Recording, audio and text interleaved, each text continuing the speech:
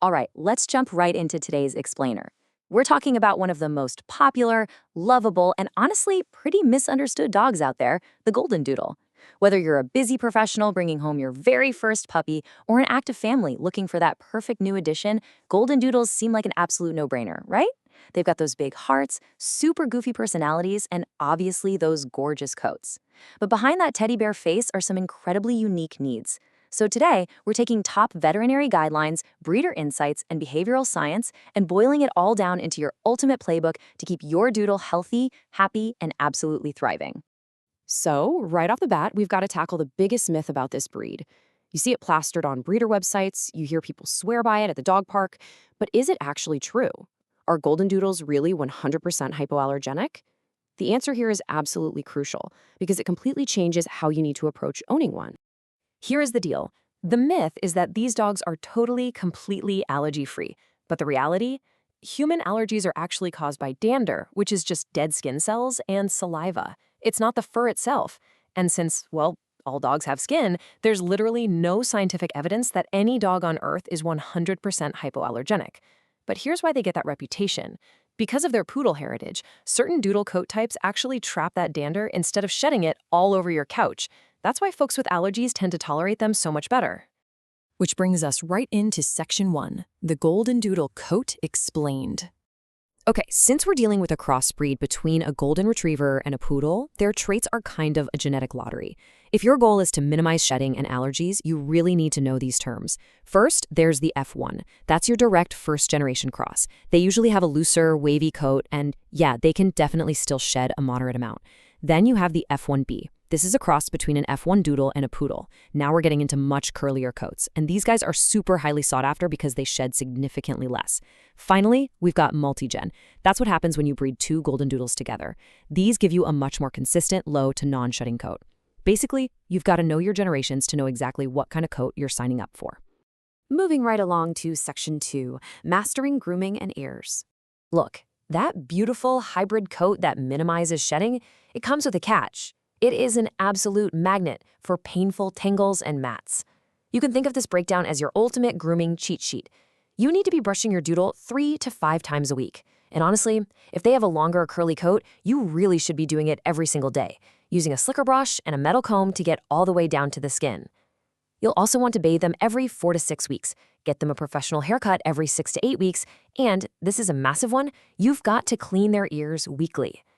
Now, why are we cleaning ears every single week? Because those adorable floppy ears create a dark, warm, moist environment. It is literally a sauna where yeast and bacteria just love to thrive. Here's how you do it safely. Step 1, apply a vet-approved cleaning solution right into the ear canal. Step 2, gently massage the base of the ear to loosen up the gunk, and hey, it's totally fine if they shake their head. Step 3, just wipe the inside clean with cotton balls. And please, massive warning here, never, ever use cotton swads. You can so easily damage their eardrum. Just stick to the cotton balls. All right, Section 3, Essential Health and Prevention. So, keeping the outside of your dog healthy is one thing, but what's going on inside? You'll often hear about hybrid vigor, which is this idea that mixed breeds have a lower chance of inheriting certain diseases. And while that's true to an extent, they definitely still carry genetic risks from both sides of the family tree. Watch out for hip dysplasia, which is super common in standard golden doodles. You'll notice stiffness or limping after they exercise. We already covered those pesky ear infections. They're also really prone to skin and food allergies. If your dog is just obsessively licking their paws, huge red flag. Finally, keep an eye out for progressive retinal atrophy, or PRA, which is an eye disease that causes night blindness. This whole list is exactly why you absolutely must find a breeder who provides OFA, hip scores, and eye testing for the parent dogs. Now, I really want you to focus on this number, 15%. The American Animal Hospital Association found that if you keep your dog at their ideal lean weight from puppyhood straight through to their senior years, you can extend their lifespan by an average of 15%. That's huge. Obesity is this silent killer that contributes to so many issues, especially joint pain. Keep your doodle lean, and you are literally giving them more years of life. Which perfectly tees up Section 4, Managing High Doodle Energy. never forget, you are mixing a poodle and a golden retriever. These are both incredibly intelligent, athletic working breeds. So when you put them together, you get a very smart, very active dog. And if they aren't stimulated enough, they're going to show some really poor impulse control. We're talking jumping, mouthing, biting the leash, barking at everything. You need a solid game plan to burn off that energy. First, ditch the regular food bowl. Make them work for their meals using puzzle toys like Kongs, wobblers, or snuffle boxes.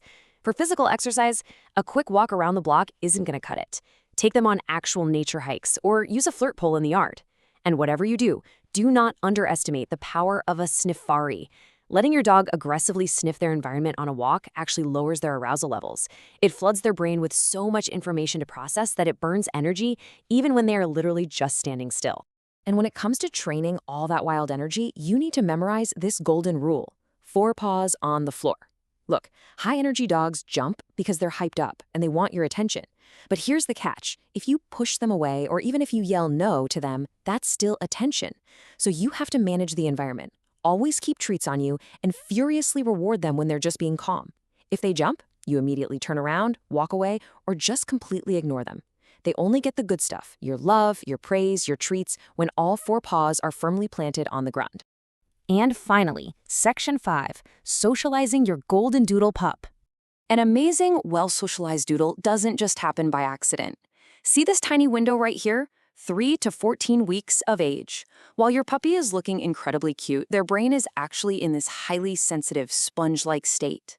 The experiences they have during this exact window will physically wire their brain. It has a permanent impact on their adult temperament. So what exactly should you be doing during these weeks? First, tons of gentle human interactions. Have them meet people of all ages: kids, adults, folks wearing hats or big sunglasses. Second, animal socialization. Things like tightly controlled puppy classes are amazing for teaching them proper canine manners. And third, environmental exposure. You want to gradually get them used to car rides, the terrifying sound of the vacuum cleaner, and walking on weird surfaces like grates, pavement, and stairs. But remember, every single exposure has to be paired with positive reinforcement. Bring the high-value treats. And never, ever force them into an interaction if they start looking overwhelmed. Because ultimately, this is the end goal, right? If you understand how their specific coat works, if you're super strict about grooming and ear care, if you actively prevent those genetic health traps, manage that big brain energy, and socialize them right from the start, you are going to end up with a happy, confident, amazing adult Goldendoodle who is just an absolute joy to have around. So I want to leave you with a quick thought and a bit of a challenge. Take a look at your own routine today. Is your Goldendoodle getting enough mental enrichment right now? Or, are they acting out just because they're bored and desperately need a job to do? Take just one tip from today's explainer, grab a new puzzle toy, or start enforcing that 4 paws on the floor rule and try it out today. Thanks so much for hanging out with me for this explainer, and here's to raising the absolute best, healthiest doodle possible.